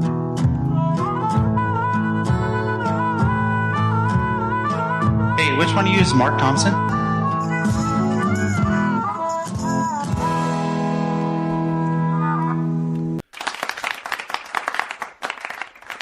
And good afternoon, Kim McAllister in for Mark Thompson on this day before Thanksgiving. Of course, the show is off tomorrow and we're back on Friday with Mark Thompson. I have mentioned this in the last couple of days, but I'll tell the story again because I have my favorite doctor, Dr. Peter Chin Hong, waiting in the wings. After 3 years of being COVID street smart, which is the advice given to me by Dr. Peter Chin Hong on KGO, COVID has finally hit our house. My 14-year-old daughter came home with COVID. She was sick Friday and stayed home from school, and it hit her almost out of nowhere. Saturday, we tested her, and she tested positive. Today, just mere moments ago, she tested negative, but she's still in her room because she's coughing a lot. And I read a story that COVID is now surging again. And we have all these holiday gatherings that are about to take place. So I thought it might be a good idea to talk to my favorite doctor, Dr. Peter Chin Hong, UCSF doctor. So let's bring him on the show. Hi, Dr. Peter Chin Hong. How are you? Hey, Kim. Hi. It's been a while. How's it going over there? It's going well. Sorry. My voice is just a little hoarse right now, but... Oh, no. It's not. I'm not sick or anything, but it's just like you don't have COVID. You know, one of those. No, definitely. But yeah, I mean, who would ever think? You know, we're still talking about all these respiratory viruses. More than 3 years after the fact. Mm-hmm. Well, we let our guard down, especially sending kids back to school with no masks. My daughter is in the high school band. She's in a room where people are blowing into instruments. And I can only imagine that is a place that is, if you're going to get it, that might be a place to avoid. I don't know. But it seems to be that this new COVID, is it V.1? Yeah, so it's HV.1. That's the most common COVID subvariant in the country right now. It's eclipsing the others. And the reason why one gets to the top of the charts, of the COVID charts, is because it's very transmissible. That's what gives them an edge these days. I think COVID isn't as worried in general about making people as sick, although the very old and the very young are definitely at risk, particularly the very old. But it's really, really transmissible right now. More transmissible than the last round, the Omicron? Well, it's still a flavor of Omicron, believe it or not. Okay. Omicron has been around for 2 years now, and it's staying around because COVID has worked out a way in which it's really efficiently transmitted. Mm-hmm. And we haven't moved on to another Greek letter like pi or rho or sigma, despite all of this time. It's so frustrating to have it happen now because I feel like we've been so careful, and we've been, I don't know if careful is the word or lucky is the word, but a lot of people are finding that, the minute they, stop thinking about it is the minute it happens. But it's not only about, what we're doing, Kim, and I think your family's case is a case in point. It is the fact that the variants are evolving to become more and more transmissible. So the strategies that you used before may not work quite as well. And like you said, it's a combination of that plus letting our guard down a little bit and not thinking about it. Yeah, it's a bummer. And I was reading that we have a surge now of this new COVID variant, plus the concerns over RSV and the concerns over the flu could mean that more people get really sick. Can you get all those at once? You can definitely get all at once. It's not as common, but the more you get together, the worse you do in general. But the difference between this year, which is still a question mark, and say last year, is that last year the viruses took turns. It was RSV that peaked in November, flu peaked in December, and then COVID peaked in January and February. So they kind of, duked it out and took turns. This year, if they all come together, or some of them come together, the reason why that is making people nervous is because hospital capacity could be strained if everything happens all at once. Yeah. Are you seeing an uptick yet in hospitalizations, or are we still doing okay? We're doing okay. The way I think about it right now in the Bay Area is RSV is number one. We started seeing RSV today or yesterday. We've gotten reports that it's more than doubled in the last week in some areas in South County, like Palo Alto and Sunnyvale. Santa Clara has seen that happening for a month or so, this doubling. And San Francisco, it's been oral RSV land for the last few weeks. So that's what's happening right now. Flu is kind of ticking up a little bit earlier than usual. And COVID is in the background. To give you an idea of COVID, we have about 13 people hospitalized with COVID at UCSF now, 3 of them in the ICU. And to put that in perspective, when we're kind of low, we're like in 10 or single digits. In the summer, we are about 40 or 50, and last winter we were about 100. So wow. It kind of gives you an idea of a reflection of the community. One of the reasons that I didn't try to get Paxlovid for my daughter when she was tested positive on Saturday is because I read that it's not really effective for children. It's not necessary. That really Paxlovid is for people who are highly at risk. Is that correct? Yeah, that's the way I think most people are thinking about Paxlovid right now, with one caveat. In general, Paxlovid is best, used in an older person or an immune compromised person, and particularly if they have not been vaccinated or exposed, because that's really the biggest bang for the buck. For everybody else, there are different considerations, but you're right, Kim. For a younger person, say young and 50, for most people, it's not necessarily something I would run after. But in some people who are like super ill, even if they're younger, definitely if they're immune compromised, and if they're worried about long COVID. So, we know that Paxlovid can reduce the risk of that. So I got vaccinated against the flu and COVID a month ago, as did my husband. And then my daughter tests positive on Saturday. So far, the rest of us have tested negative. Now, I'm wondering if you think that it's because we've had her quarantine in her room, or if it's because we just are freshly vaccinated, or both. I think it's both, but the interesting thing about the vaccine this year, Kim, is that it's a very close match to what's going on with COVID. Last year, when the new booster came out, by the time it came out, it was looking very different to what was circulating. But because the XBBs are so similar, and this, HV1 that you talked about, it's very similar to the formula of the vaccine. What it means in practical terms is that it kind of gives you more of a buffer zone against infection, not just serious disease, than the previous, booster. Do I need to get her boosted or vaccinated? Oh no, we lost Dr. Peter Chin Hong. There you are. Do I need to get her boosted since she's already had COVID now? Oh, I lost sound. We have no sound from you. Oh no. Can you hear now? Yes, now I can. Thank you. Okay, great. Yes. Sorry about that. So once you get COVID, you have a grace period of about 3 months. Okay. And that's like when your force field is really strong. You don't need to get vaccinated at that point. You can wait until after that 3-month period. Okay. Because your antibodies are like super high. So that's what I'd recommend for your daughter. Not to make it all about me, but I was reading that when you get the flu vaccine and the COVID vaccine at the same time, it can have extra benefits, so that maybe the old thought of, well, let's get this one and then wait until your immune system dies down and then get the next one, that maybe getting those two together can actually have a positive effect. Well, it certainly is better for people for convenience. And it's certainly not dangerous. And we've had, hundreds of thousands of people get it already together last year and this year again.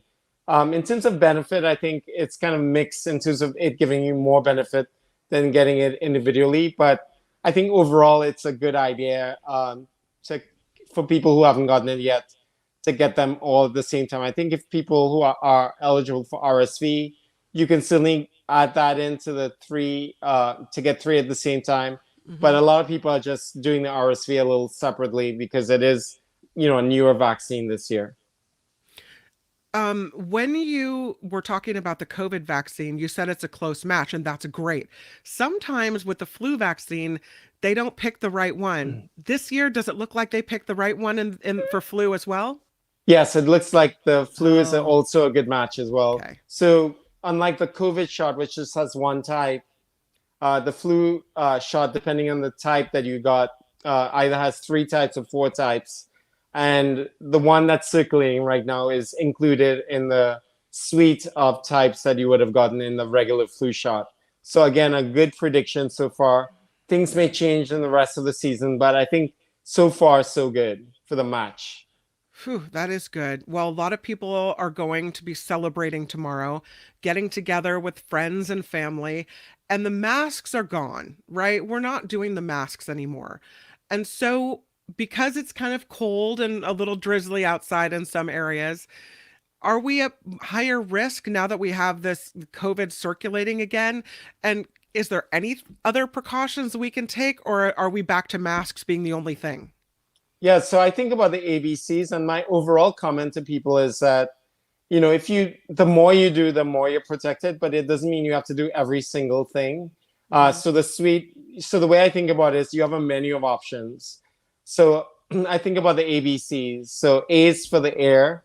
You keep the air as pure as possible, and that might mean definitely carrying a mask around. You slap it on. If somebody in the plane is coughing next to you, that's kind of like a no-brainer. Right. Or in crowded areas, you think about it carefully before the ventilation is turned on the plane, for example. A is also for the air to keep pure for ventilation. So again, moving to closer to window or having it outdoors if you're meeting with risk, people who are vulnerable. Those are strategies people can take. B is for boosters and vaccines. I know it's Wednesday and tomorrow's Thanksgiving, but it's an opportunity to say it's not too late to get it. Again, many of these things are just emerging right now. It's still a good time to get it, even after Thanksgiving. C is for the children. Don't forget about them, because they are really at risk for RSV and COVID, for getting seriously ill, but RSV and influenza in particular. D is for diagnostic tests. The reason why we want to get tested is that some people who are older or immune compromised would want to get early therapy like Paxlovid or Tamiflu for influenza. And E is for everything else, like washing your hands, staying home when you're ill. I think one pearl is, if somebody has symptoms, we think about protecting ourselves when we wear a mask, but actually a really good protection is slapping the mask on if you have mild symptoms, like your daughter who's coughing in the bedroom. She's probably out of the infectious zone if she's negative, but, she may have a cold with COVID, or a lot of things are going on now, but wearing that mask, particularly around vulnerable people, might not be a bad thing while the person still has symptoms. Yeah, she's still coughing a lot, so she's going to spend one more day in her room because she just tested negative today. So we're just going to one more day of just let's make sure, right? We'll let her out on Thanksgiving and celebrate. Yeah. How much should we be concerned about RSV? Because what I know about it is my son had it when he was really little, and it was pretty scary. But grownups can get this too, and it can really impact your lungs. Is this something to be as concerned about as something? I mean, when my daughter got COVID, I immediately was afraid because of all the stories I've read about COVID and people I've interviewed that have had it, that it's awful, right? In some cases. Is RSV something to be feared as well? So RSV is an interesting virus because for most people, it just seems like a cold. But in people, the very old, say older than 65, particularly the older you are, and the very young, particularly under 2 years, but particularly under 6 months, that cold in a other person may have more serious consequences. And that is probably what happened to your daughter earlier on when she was smaller, because the airways are so small. The mucus that's produced can really compromise the airways, and that's why the wheezing comes in. So even in an older, in an adult who gets RSV, I think sort of like the classic symptom is wheezing. Yeah. In a younger kid, it will be like they can stop breathing sometimes. It might be, it's thought of as being one of the factors for sudden infant death syndrome. Oh, God. Because you lose your reflex to breathe. But, most people figure it out. That's why it's really important not to dismiss something that might seem like a cold in an adult, because for the very young and the very old, if it's RSV, it may cause more serious disease in the lungs itself, not just stay in the nose and congesting the sinuses. Does RSV have different strains like the flu and COVID? It's kind of like a one trick pony, mainly two types, but it's mainly one thing.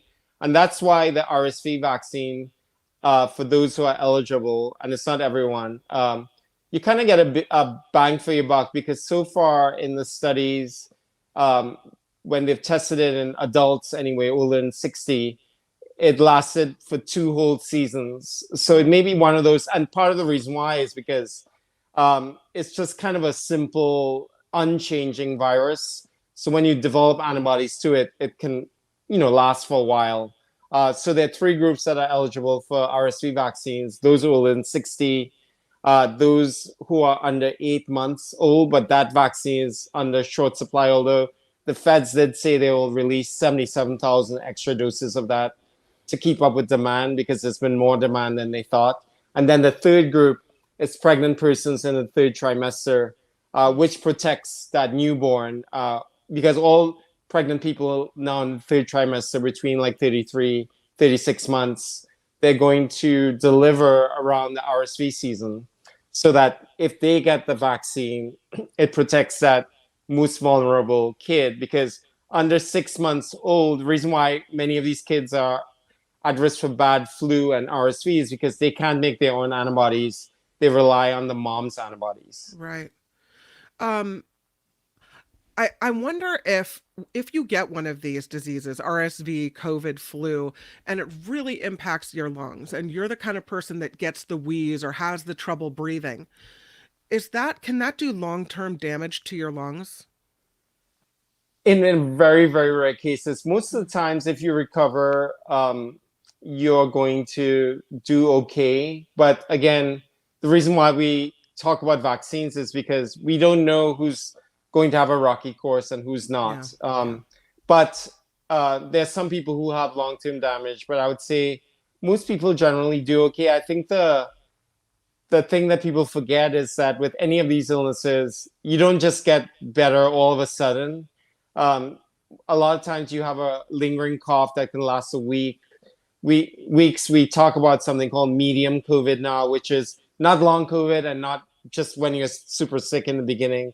Is that sort of like fatigue and cough that you might have for like 2 or 3 weeks after.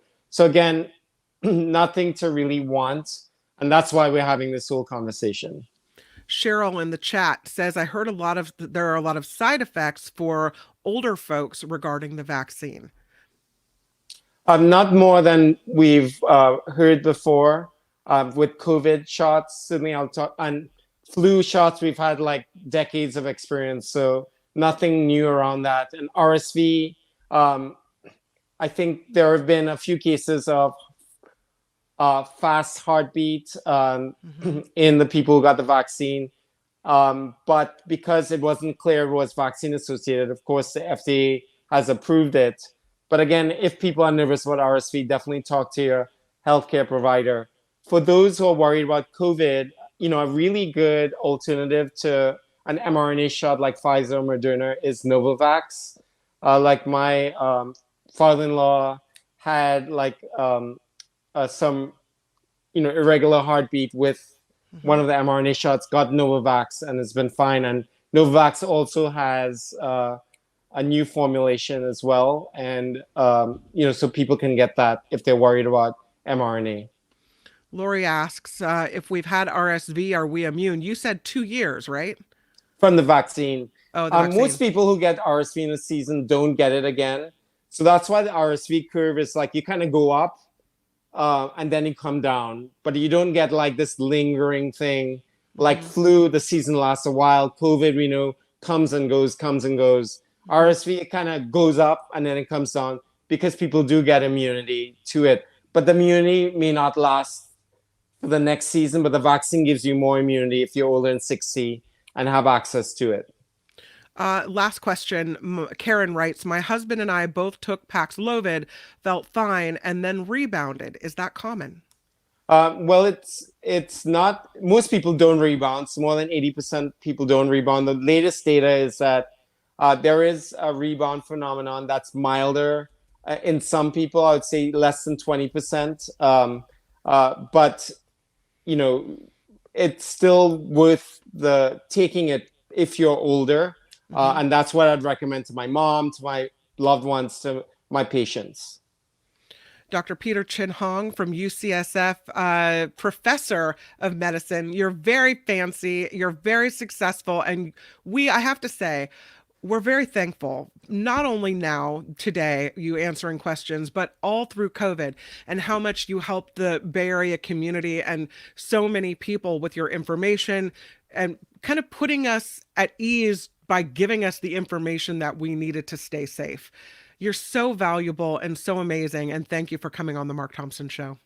It's been such a pleasure, Kim. Yeah. And I always remember you and your Disneyland story from before. So I'll never forget that. The whole time I was there, I'm like, Dr. Peter Chin Hong says, stay COVID street smart. We're doing it. Well, you did it. And, I think the bottom line is getting COVID now is much better than getting it earlier on. We have so many more options. Absolutely. And we know more about it. It's less scary, right? In the middle of this, before the vaccines, before everything else, it was a frightening diagnosis. And now it's like, okay, now I can deal with it, right? Definitely. How far we've come in such a short amount of time. Man, happy Thanksgiving, Dr. Peter Chin Hong. Thank you. Thanks so much, Kim. Happy Thanksgiving. Bye. Dr. Peter Chin Hong, my favorite doctor. It is the end of the Mark Thompson Show. I don't want it to be so, yet it is. I have to thank $1 a Day Pinky for the $1 a day. Pinky, thank you so much for helping the show out as you do every single day. There it is. Thank you, Pinky. So grateful. Grateful to everyone who has contributed to the show and everyone who is in the chat, and day after day you come and you're here for us and you participate and you're part of this amazing community on the Mark Thompson Show. Albert, happy Thanksgiving to you. I hope you have a wonderful day with family. Same to you. Hopefully you enjoy hopefully the pumpkin pie turns out well. Yes, I hope so. Happy Thanksgiving, everyone. I hope you guys have a wonderful time celebrating with or without family, whatever you choose to do. We will see you back here on Friday. Mark will be here, and we'll have a lot of good things to talk about. We'll share what happened over the holiday. So thank you for being here on the Mark Thompson Show, and we will see you again for the Mark Thompson Show. Bye-bye. On Friday. Thank you. Thanks to John Rothmann. Thanks to Peter Chin Hong. And thank you to you. Bye-bye, everybody.